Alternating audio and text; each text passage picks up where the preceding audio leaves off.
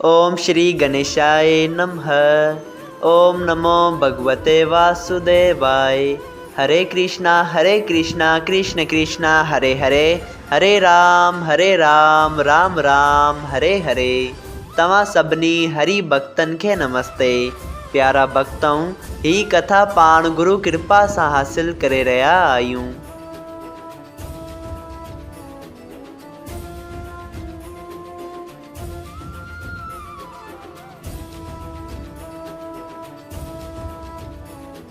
श्री गणपति सरस्वती जो दरे ध्यान कया थो मां भागवत महापुराण जो बयान, जंहिंमें व्यासदेव ऐं सुखदेव जी कयो आहे श्री कृष्ण लीला जो गुणगान। सभई चओ जय भागवत महापुराण।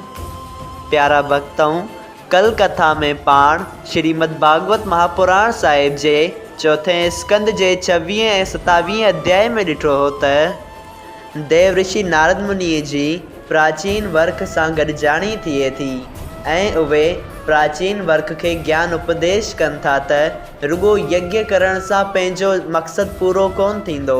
पाण हिते हिन संसार में आया इहा ॻाल्हि सम्झाईंदे नारद मुनि राजा प्राचीन वर्क के पुरंजन नाले राजा जी हिकिड़ी कथा ॿुधाए थो, जंहिं ते हू ॿुधाइनि था त पुरंजन पंहिंजे ज्ञात नाले दोस्त सां वधीक प्यार कंदो हो, लेकिन एक दफ़ो हू पंहिंजे दोस्त के बिना ॿुधाए कंहिं पासे हलियो वञे थो ऐं उते वञी को रहण जो आस्थान ॻोल्हे थो, जिते हुनखे हिकिड़ो पुराणो किलो नज़र अचे थो, जंहिंजे ॿाहिरि हिकिड़ी छोकिरी तमामु सुंदर नौजवान स्त्री ॿाहिरि घुमी रही हुई ऐं उन किले जे दरवाज़े ते 5 फुणनि वारो नांग वेठो हो।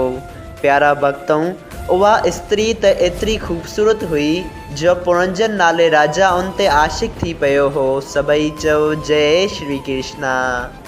अॼु पाण श्रीमद् भागवत महापुराण साहिब जे चौथे स्कंद जो 28 अध्याय शुरू करे रहिया आहियूं, जंहिंजो नालो आहे राजा पुरंजन जी शादी करणु। नारद मुनि चवनि था त हे राजा प्राचीन वर्क, जॾहिं पुरंजन जो चित्त उन स्त्रीअ ते मोहित थियो तॾहिं वत्स वञी पुछियईं त ए सुंदरी, तूं देव कन्या ऐं लक्ष्मीअ जे बराबरि सुंदर कंहिंजी धीउ ऐं कंहिंजी स्त्री आहीं ऐं कहिड़ी इच्छा सां हिते सैर थी करीं। तुंहिंजी अखियुनि जी ॿाणनि मुंहिंजे मन खे घायल करे छॾियो आहे। हीउ मकान कंहिं ठाहियो आहे ऐं हिन में केरु रहंदो आहे? इहे मिठा वचन ॿुधी उन स्त्री मुश्की चयो त हे राजा, मूंखे पंहिंजे माता ऐं पिता जे नाले जी ख़बर न आहे त मां कंहिंजी धीउ आहियां ऐं अञा ताईं मुंहिंजी शादी बि न थी आहे। तंहिं करे मूंखे विहांउ करण जी इच्छा आहे ऐं इहा बि ख़बर न आहे त हीउ मकान कंहिं ठाहियो आहे, पर मां हिते रहां थी। जेको मूं सां शादी कंदो सो बि हिन किले में रहंदो ऐं हीउ नाग मुंहिंजे दरवाज़े ते रखिया करण वास्ते रहंदो आहे।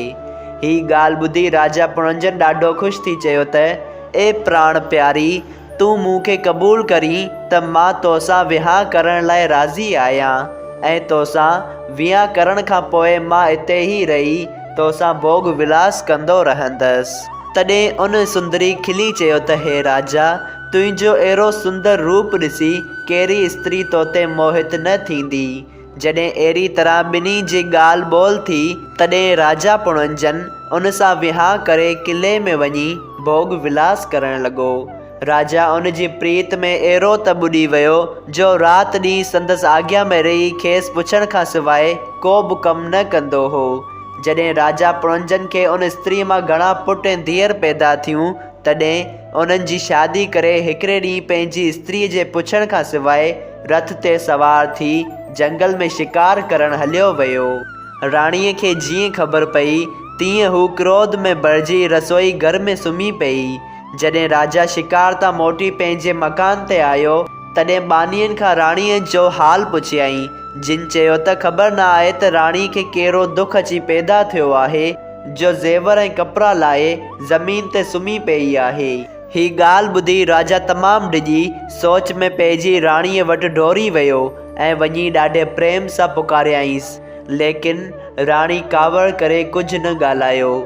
तॾहिं राजा ॾाढे वेनतीअ सां संदसि पेरनि खे ज़ोर ॾेई चवणु लॻो त ए प्राण प्यारी, तूं मूं सां छाकाणि नथी ॻाल्हाईं? मूं तोखे कहिड़ी शइ न ॾिनी आहे या कहिड़ो चवणु न मञियो आहे जो तूं एतिरे क़दुरु दुखी थी आहीं?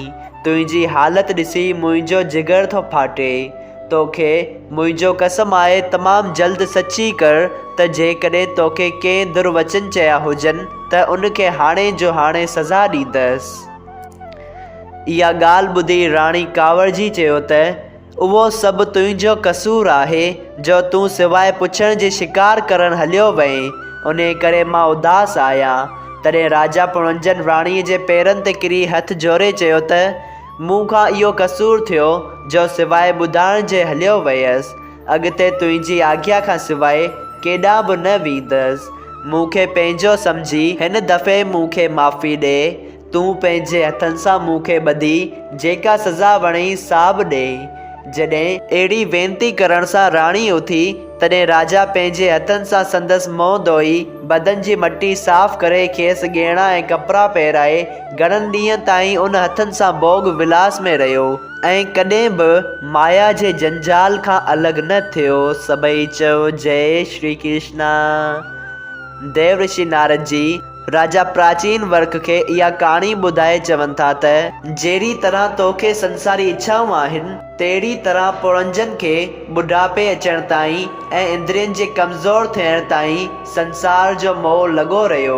इहो हाल राजा पुरंजन जो ॿुधाए नारद मुनि चयो त हे प्राचीन वर्क, काल जी धीउ काल कन्या पंहिंजो पति ॻोल्हण जे वास्ते हर हंधि वेंदी हुई, पर उनखे मौत ॼाणी कंहिं क़बूल न थे कयो। ते हिकिड़े ॾींहुं मूं वटि अची चयो त तूं मूं सां विहांउ कर। जॾहिं मूं न मञियो, तॾहिं उन क्रोध करे मूंखे ही श्राप ॾिनो त तूं कंहिं बि हिकिड़ी जाइ ते सुख सां न वेहंदे ऐं राति ॾींहुं घुमंदो रहंदे, ऐं जेकॾहिं अढाई घड़ियुनि खां वधीक वक़्त ताईं किथे बि रहंदे त मथे में सूर पवंदई। ऐं जॾहिं हिन मूंखे इहो श्राप ॾिनो, तॾहिं मूं हिन खे ही तजवीज़ ॿुधाई त तूं परजवार नाले गंधर्व वटि वञी उनखे चयो त मां तुंहिंजी भेण थींदसि त हू क़बूलींदो। पोइ उनजी फ़ौज घणी आहे सो हर रोज़ हिकिड़ो आदमी पकड़े तोखे भोग करण वास्ते ॾींदो। ही ॻाल्हि ॿुधी उहा काल कन्या परजवार गंधर्व वटि वञी चवणु लॻी त मां तुंहिंजी भेण थियण लाइ आई आहियां। गंधर्व चयो त तमामु चङो, तूं भली हिते रहो। पुरजवार जरा नाले दोतीअ खे घुराए चयो त हिन जे वास्ते हिकिड़ो आदमी जवान ऐं ख़ूबसूरत मुक़ररु कर त मां हिन जी शादी उन सां करियां। सभई चयो जय श्री कृष्णा। श्रीमद भागवत महापुराण साहिब जे चौथे स्कंद जो 28 अध्याय संपूर्ण थियो। अध्याय 29 परजवार जो फ़ौज वठी पुरंजन ते का करण। श्री नारद मुनि चयो त हे राजा, पोइ जॾहिं जरा नाले दोती वञी परजवार गंधर्व खे ॿुधायो त राजा पुरंजन काल कन्या जे शादी कराइण लाइक़ु आहे, तॾहिं पुरजवार 360 गंधर्वनि जी फ़ौज साण करे राजा पुरंजन सां लड़ण वास्ते उन किले ॾांहुं हलियो ऐं संदसि मुल्क खे घेरे छॾियईं। तॾहिं उहो नांग 5 फुणनि वारो जो उन दरवाज़े ते रहंदो हो, तंहिं गंधर्वनि सां लड़ाई शुरू कई ऐं केतिरा ॾींहं हिन ॾिठो त अकेलो विरी विरी थकिजी पियो आहियां ऐं मुंहिंजो मालिक हिन हाल हूंदे बि भोग ऐं विलास में मशगूल आहे ऐं मुंहिंजी कुझु बि मदद नथो करे। तॾहिं हिकिड़े वण में वञी लिकी वियो ऐं पोइ पुरजवार किले खे बाहि ॾिनी। जॾहिं बाहि लॻण सां पुरंजन व्याकुल थी पंहिंजो बि प्राण बचाए न सघियो, तॾहिं पंहिंजी प्यारी पुरंजनी जो प्राण बचणु तमामु मुश्किल सम्झी उन चिंता में जली मरी वियो ऐं मली देश में राजा विदर्भ जे घर धीअ जो जनम अची वरिताईं। स्त्रीअ जे जनम में अचण जो सबबु इहो हो जो हिन मरण वक़्तु पंहिंजी स्त्रीअ में ध्यानु लॻायो हो। पांचाल देश जे मिली द्रोज राजा साण जो वॾो धर्मात्मा हो, संदसि शादी थियसि, जिते पिण हिन घणनि ॾींहंनि ताईं गृहस्थ जो सुख ॾिठो ऐं 7 पुट ऐं केतिरा ई पोटा पैदा थियसि। सभई चयो जय श्री कृष्णा। प्यारा भक्तऊं, श्रीमद् भागवत महापुराण साहिब जे चौथे स्कंद जो 29 अध्याय संपूर्ण थियो। अगर तव्हां सभिनी हरि भक्तन खे हिन कथा मां लाभ हासिल थियो हुजे त कृपया हिन कथा के ॿियनि हरि भक्तन सां शेयर कजो त उन्हनि जो बि भलो थिए ऐं तव्हांजो बि भलो थिए। सभई चओ जय सिया राम, राधे राधे।